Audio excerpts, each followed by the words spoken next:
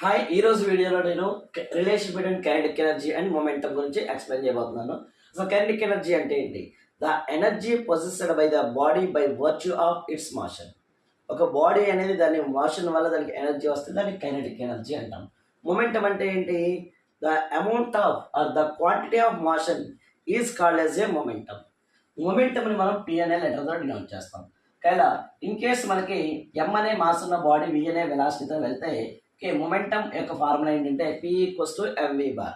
Momentum అనేది vector quantity, energy అనేది kinetic energy అనేది స్కేలార్ క్వాంటిటీ. ఇప్పుడు ఆ రెండింటి మధ్య రిలేషన్ వెరీ సింపుల్గా నేర్చుకుందాం. Kinetic energy equals to half M V square. Okay, so దీన్ని మనం స్కేలార్ ఫార్ములా కనుక రాసినట్లయితే P equals to mass into velocity.